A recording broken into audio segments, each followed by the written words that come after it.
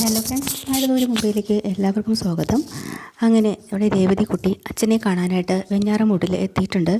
അവിടെ വരുമ്പോൾ തന്നെ ഹാളിലേക്ക് കയറി വരുമ്പോൾ അവിടെ ഒരു ലേഡിയും കുറച്ച് ചെറുപ്പക്കാരുമായിട്ട് കള്ളു കുടിക്കുകയും ചീട്ട് കളിക്കുകയും ഒക്കെ ചെയ്തുകൊണ്ട് കണ്ടിട്ടാണ് അകത്തേക്ക് കയറി വരുന്നത്. അത് ഈ പറയുന്ന നമ്മുടെ രമേശൻ നായരുടെ മരുമകളുടെ സഹോദരനും ഒരു കൂട്ടുകാരനും കൂടെയാണെന്നുള്ളത് അവർ തന്നെ മാമച്ചനോട് പറയുകയാണ്. ഇതെല്ലാം കേട്ടിട്ടും അവർ ചോദിക്കുന്നുണ്ട്, നിങ്ങൾ എവിടെ നിന്ന് വന്നതാണ്, എന്തിനാണ് വന്നതെന്നൊക്കെ ചോദിക്കുക. അപ്പോൾ അച്ഛൻ്റെ ഫ്രണ്ടാണെന്ന് മനസ്സിലാക്കുമ്പോൾ നേരെ മുകളിലുണ്ട്, നിങ്ങൾ അങ്ങോട്ട് ചെന്നാൽ മതി എന്ന് പറയുക. അങ്ങനെ അവർ മുകളിലേക്ക് കയറി ചെല്ലുമ്പോൾ രമേശൻ നായർക്ക് വലിയ സന്തോഷമാവുന്നുണ്ട്. അയാൾ വളരെ സ്നേഹത്തോടു കൂടി അവരെ സ്വീകരിക്കാൻ കേട്ടോ. അതൊക്കെ കഴിഞ്ഞ് അകത്തേക്ക് കയറി ചെല്ലുമ്പോൾ അയാൾ പറയാനുണ്ട്, നിങ്ങൾ വരുമെന്ന് എനിക്ക് പ്രതീക്ഷയുണ്ടായിരുന്നു, എന്നാലും വളരെയധികം സന്തോഷമായി. എൻ്റെ മകൻ അപ്പുറത്തെ റൂമിലാണ് കിടക്കുന്നത്, ഞാൻ അവിടെ പോയി ഒന്ന് പറഞ്ഞിട്ട് വരട്ടെ, അപ്പത്തിന് അവന് വലിയ സന്തോഷമാവുമെന്ന് പറയാട്ടോ. അപ്പോഴാണ് കൊണ്ടുവന്ന ഫ്രൂട്ട്സും കാര്യങ്ങളൊന്നും വണ്ടിയിൽ നിന്ന് എടുത്തില്ലല്ലോ എന്ന് ഗ്രേസമ്മ ആലോചിക്കുന്നത്. അപ്പോൾ ഗ്രേസമ്മ ഉടനെ രേവതിയോട് പറയുന്നുണ്ട്, മോളെ നീ വണ്ടിയിൽ ചെന്ന് അതിങ്ങ് എടുത്തിട്ട് വരാൻ. രേവതി താഴെ പോയി വണ്ടിയിൽ നിന്ന് ആ ഒരു കവർ എടുത്തുകൊണ്ട് അകത്തേക്ക് കയറി വരുമ്പോൾ അവിടെ നിന്ന് ലേഡി ചോദിക്കുന്നുണ്ട്, കൊച്ചേ നീ ഒന്ന് നിന്നേ, നീ ആരാ ശരിക്കും? ഇവിടെ വയ്യാതെ കിടക്കണ ജയപ്രസാദിൻ്റെ ആരെങ്കിലും ആണോ, അതോ രമേശൻ നായരുടെ ആ കിളവൻ്റെ ആരെങ്കിലും ആണോ എന്ന് ചോദിക്കാം. എനിക്കിതൊന്നും അറിയില്ല. അപ്പോൾ നിൻ്റെ അച്ഛൻ്റെ സുഹൃത്തും വല്ലതും ആയിരിക്കുമല്ലേ?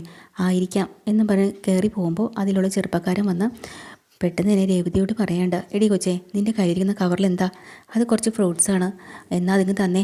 അതെന്തിനാണ് നിങ്ങൾക്ക് തരുന്നത്? ഞങ്ങൾ ഇവിടെ രോഗിക്ക് വേണ്ടി വാങ്ങിച്ചുകൊണ്ട് വന്നതല്ലേ, നിങ്ങളത് നോക്കാനും തുറന്ന് നോക്കാനും തരാനും പറഞ്ഞത് മര്യാദയാണോ എന്ന് ചോദിച്ചിട്ട് രേവതി നേരെ അങ്ങോട്ട് കയറി പോവാം കേട്ടോ. അവളുടെ ഒരു അഹങ്കാരം കണ്ടില്ലേ എന്നവരിങ്ങനെ പറയണം. നേരെ മേളിലേക്ക് കയറി ചെല്ലുമ്പോൾ രേവതിയെ നോക്കി ഒരുപാട് സന്തോഷത്തോടെ ചിരിക്കുന്നുണ്ട് രമേശൻ നായർ.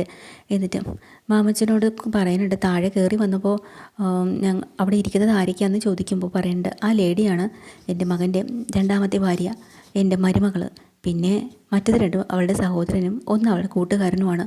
അവർക്ക് മദ്യപാനവും ചീട്ടുകളിയും ഒക്കെയാണ് സ്ഥിര പരിപാടി. അത് ശരി, ഇവിടെ വയ്പ്പും കുടിയൊന്നുമില്ലേ എന്നിങ്ങനെ ചോദിക്കുകയാണ് നമ്മുടെ ഗ്രേസമ്മ. വയ്ക്കാനും കുടിക്കാനും എന്തിനാ, ഓർഡർ ചെയ്താൽ സാധനം നേരെ ഇങ്ങ് വരുമല്ലോ, അത് മതി അവർക്ക്. അപ്പോൾ നിങ്ങൾക്കോ? ഞാൻ എന്തെങ്കിലുമൊക്കെ കഴിച്ചോളും, അതൊന്നും കുഴപ്പമില്ല.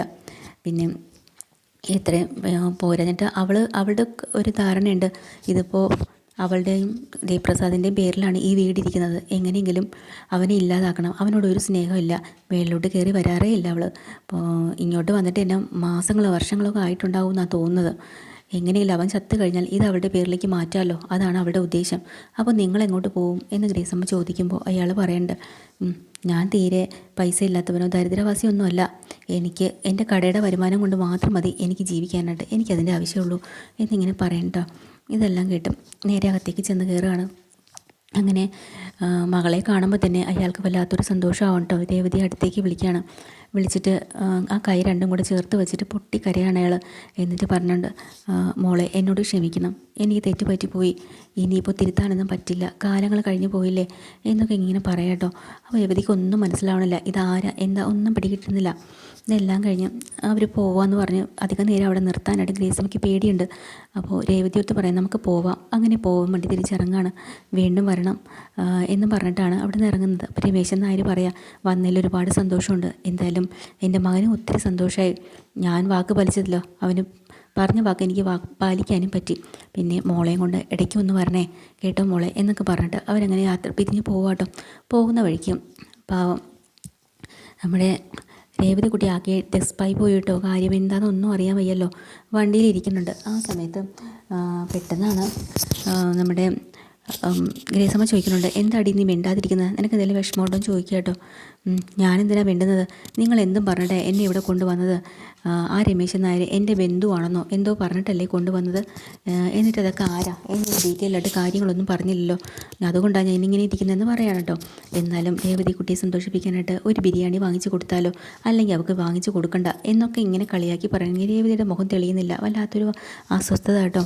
അപ്പോഴാണ് അപ്പോൾ രേവതി പറയുന്നത്, എന്താ സംഭവം, ഇതൊക്കെ ആരാ, നിങ്ങൾ എന്നോട് സത്യം തുറന്ന് പറ എന്ന് പറയുമ്പോഴാണ് മാമച്ചൻ പറയുന്നുണ്ട്, ഗ്രേസമ്മേ ഇനി ഇതൊന്നും മറച്ചു വയ്ക്കേണ്ട കാര്യമില്ല, അവളോട് എല്ലാ സത്യങ്ങളും നീ തുറന്ന് പറയണമെന്ന്. അങ്ങനെ ഗ്രേസമ്മ പറയാണ്, മോളെ നമ്മളിപ്പോൾ പോയത് രമേശൻ നായരില്ലേ, അയാളുടെ മകനാണ്, ക്യാൻസർ ബാധിച്ച് കിടക്കുകയാണ്, അതാരാന്നറിയോ? നിൻ്റെ അച്ഛനാണ് നിനക്ക് ജന്മം തന്ന അച്ഛൻ അതാണെന്ന് പറയുമ്പോൾ രേവതിക്ക് വല്ലാത്തൊരു സങ്കടമാവണം കേട്ടോ. എന്തോ ഭയങ്കര പ്രയാസമോ എന്തൊക്കെയോ ആവുന്നുണ്ട്. അങ്ങനെ കൃത്യമായിട്ടുള്ള കഥ പറഞ്ഞു കൊടുക്കുക. നിൻ്റെ അമ്മ മരിച്ചു പോയി, ആത്മഹത്യ ചെയ്തതാണ്, ഇയാൾ രണ്ടാം വിവാഹം കഴിച്ചപ്പോഴാണ് അങ്ങനെയൊക്കെ സംഭവിച്ചതെന്നൊക്കെ അറിയണം. അതോടുകൂടി രേവതി വല്ലാതെ പ്രയാസത്തിലായി. ഒറ്റ അക്ഷരം മിണ്ടുന്നു പോലുമില്ല കഥകൾ മുഴുവനും കേൾക്കുമ്പോൾ. ഇതെല്ലാം കേട്ട് മുറിക്കാതെ ചെന്ന് മിണ്ടാതിരിക്കുക കേട്ടോ.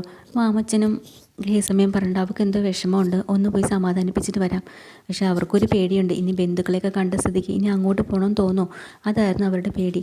അങ്ങനെ വന്ന് രേവതിയോട് ആ കാര്യങ്ങളൊക്കെ ചോദിക്കുകയാണ്. നിനക്ക് സ്വന്തക്കാരുടെ അടുത്ത് പോകണമെന്നൊക്കെ ഉണ്ടോ, അതുകൊണ്ടാണോ നീ ഇങ്ങനെ ഇരിക്കുന്നത്, എന്താ കാര്യം തുറന്നു പറ, നീ എന്താ ഇങ്ങനെ വിഷമിച്ചിരിക്കണമെന്നൊക്കെ ചോദിക്കുമ്പോൾ രേവതി പറയുന്നുണ്ട്, അതൊന്നുമല്ല എൻ്റെ പ്രശ്നം, നിങ്ങൾ എന്തിനാണ് എന്നെ അങ്ങോട്ട് കൊണ്ടുപോയത്, എനിക്കവിടെ പോകണ്ടായിരുന്നു, ഇങ്ങനെ ഒരാൾ എനിക്ക് കാണണ്ടായിരുന്നു, ഇങ്ങനെ ഇത്രയും കാലമില്ലാത്ത ബന്ധം എനിക്ക് എന്തിനാണ് ആൻറ്റി, അത് മാത്രമല്ല എൻ്റെ അമ്മ ജീവിച്ചിരിപ്പുണ്ടായിരുന്നെങ്കിൽ എന്നോട് എന്ത് സ്നേഹമായിരുന്നേനെ, ആ മനുഷ്യൻ കാരണമല്ലേ എൻ്റെ അമ്മ മരിച്ചു പോയത്, അങ്ങനെയുള്ള ആളെ എനിക്ക് വേണ്ട, എന്തിനാണ് നിങ്ങൾ എന്നെ ബലമായിട്ട് കൊണ്ട് കാണിച്ചത്, എന്നോടൊരു കാര്യം ചോദിച്ച് എൻ്റെ അനുവാദം ചോദിച്ചിട്ട് വേണ്ടേ എന്നെ അവിടെ കൊണ്ടുപോകാനെന്നൊക്കെ ഇങ്ങനെ പറയാട്ടോ.